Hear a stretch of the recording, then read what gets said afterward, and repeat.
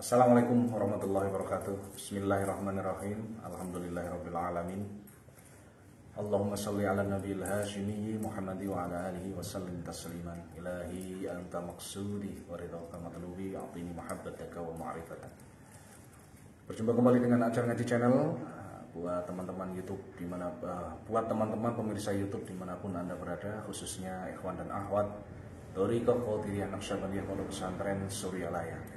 Terima kasih buat teman-teman atas dukungannya. Sampai saat ini alhamdulillah ini sudah mencapai 20.000 subscribe ya. Suatu hal yang membanggakan ya menurut saya, karena pertama membuat channel ini kan hanya pertama itu tidak serius ya, kita main-main, hanya iseng-iseng lah gitu.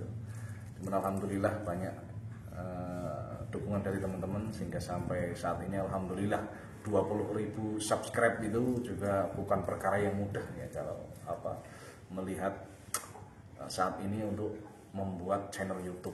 Alhamdulillah, terima kasih, mudah-mudahan bermanfaat untuk kita semuanya.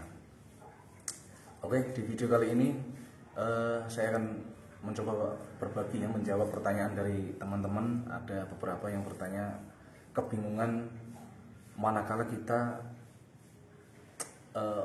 tidak bisa melaksanakan zikir dengan dengan sesuai tuntunan dari guru kita, yaitu 165 sehabis sholat. Itu karena entah itu kesibukan ya, sehingga tidak bisa melakukan zikir secara istiqomah. Nah, ada suatu hal yang membuat beliau-beliau ini tidak bisa melakukan zikir dengan istiqomah ya. Artinya 165 setiap habis sholat. Itu biasanya misalnya karena kesibukan ya, ada uzur lah, ada halangan yang memang benar-benar tidak bisa untuk ditinggalkan. Nah, ini solusinya bagaimana? Hal ini pernah saya tanyakan kepada salah satu wakil talqin. Jadi apa yang saya sampaikan ini pasti insya Allah ada dasarnya. Saya bertanya karena memang ada teman juga dulu juga pernah bertanya menanyakan hal yang sama. Jadi ada teman saya itu dulu tidak bisa melakukan zikir secara istiqomah. Jadi beliau ini hanya bisa zikir waktu subuh dan waktu isya. Jadi duhur, asar, maghrib itu tidak bisa melakukan zikir karena terhalang oleh pekerjaan. Nah, itu bagaimana solusinya? Saya tanyakan, jawaban beliau itu tidak mengapa ya, zikir kita yang tidak bisa itu kita zikir 3 kali ya, seperti biasa karena kita ada uzur. 3 kali di sini maksudnya bukan terus la ilaha illallah 3 kali terus sudah, artinya dengan membaca tawasul juga ya. Jadi tawasulnya itu kita baca ila hadrati Nabi Mustafa Muhammadin sallallahu alaihi wasallam wa ala alihi wa ashabihi wa azwajihi wa dzurriyyatihi wa ahli baiti ajmain. Syai'ulillahi lahumul Fatihah, baca Fatihah. Nah, kemudian sama astagfirullahal ghafurur rahim 3 kali, sholawatnya 3 kali, kemudian la ilaha illallah 3 kali. Ya, kemudian tutup sayyidina Muhammad Rasulullah sallallahu alaihi wasallam, doa. Ya, kita berdoa, nah, selesai. Nah, kemudian mau masuk zikir khafi sama, kita tetap membaca Lahudrati ya, Fatihah yang sampai 3 kali itu. Nah, kemudian zikir khafi sebentar, selesai, udah. Jadi seperti itu urutannya ya. Jadi ini juga ada yang tidak mengerti. Katanya zikir 3 kali itu la ilaha illallah 3 kali sudah. Jadi harus dibaca ila hadratinya itu dibaca semua. Nah, itu. Jadi itu kalau ada uzur ya, misalnya zuhur tidak bisa ya pakai itu, nanti kita istilah Jawanya itu sarutan kita ganti gitu ya, kita ganti di lain waktu, di waktu kita yang senggang. Tapi apabila tiap hari ya tidak bisa melakukan ya karena pekerjaan dan itu bukan kemauan kita sendiri ya, karena memang ada uzur, ada halangan, itu menurut beliau ya, wakil talqin yang pernah saya tanyakan ya, almarhum Haji Jahari Anwar dari Pekalongan, itu beliau mengatakan diporong saja. Katanya beliau itu diborong pagi, misalnya bisanya kalau hanya habis subuh, borong subuh itu 1000 kali misalnya. Dan kalau 1000 kali itu kan sudah nutup untuk 1 hari ya, subuh Duhur, asar, maghrib, isya. Itu kan sudah, kalau 1000 kali kan kita sudah sudah menutup semua jumlah zikir kita ya.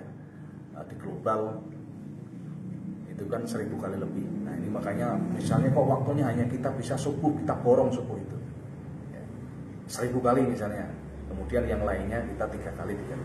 Besoknya kok sama seperti itu karena tiap hari kita ada uzur terus, borong tiap pagi ya, seperti itu. Atau kalau bisanya hanya subuh dan isya ya kita bagi 2 kali, misalnya subuh sama subuh berapa kali, 500 ya kita kasih ganjil ya, jangan 500 ya, 501 atau 503 gitu kita kasih ganjil subuh, kemudian 501 di waktu isya. Nah itu yang penting dalam satu hari kita zikir tidak hitungannya tidak kurang. Jadi seperti itu ya teman-teman. Jadi tidak ada yang menghalangi, membuat kita yang menghalangi kita untuk berzikir sebenarnya. Ada caranya, semua ada caranya, insya Allah seperti itu. Dan ini jangan terus buat semua orang. Artinya kalau kita memang benar-benar ada uzur, ada halangan, kita tidak bisa untuk melakukan zikir secara istiqomah.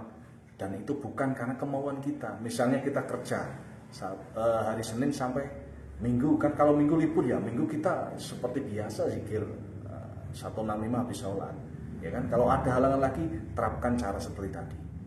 Nah ini mungkin buat teman-teman, mudah-mudahan jawaban saya ini bisa difahami dan bisa menjadikan solusi, karena banyak yang kebingungan untuk hal ini ya. Mudah-mudahan, dan ini apa yang saya sampaikan dasar saya pernah bertanya kepada itu salah satu wakil talqin dari Pekalongan, almarhum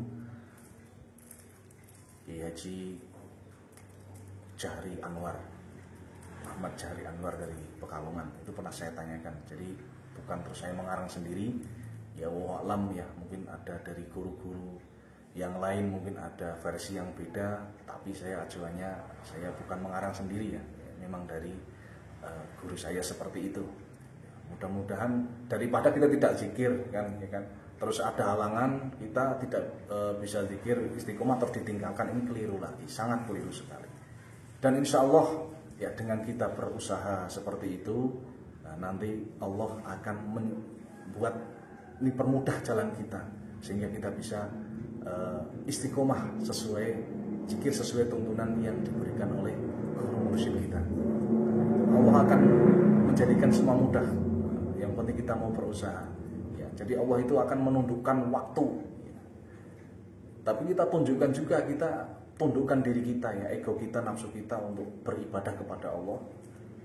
Ya, untuk berjuang ibadah kepada Allah. Nah, nanti Allah akan melihat, oh ini memang sungguh-sungguh. Jadi nanti kita waktu semuanya di dunia ini akan ditundukkan kepada kita, sehingga kita memiliki waktu untuk ibadah, sehingga kita memiliki waktu untuk berzikir dan lain sebagainya. Itu Allah nanti akan yang mengatur. Semua akan tunduk kepada orang yang tunduk kepada Allah. Seperti itu. Mungkin itu saja yang dapat sampaikan di video kali ini. Ya, mudah-mudahan jawaban saya ini bermanfaat, bisa dimengerti oleh teman-teman semuanya. Mohon maaf atas segala kekurangan, mohon maaf atas tutur kata yang salah yang saya ucapkan. Billahi taufiq wal hidayah. Wassalamualaikum warahmatullahi wabarakatuh.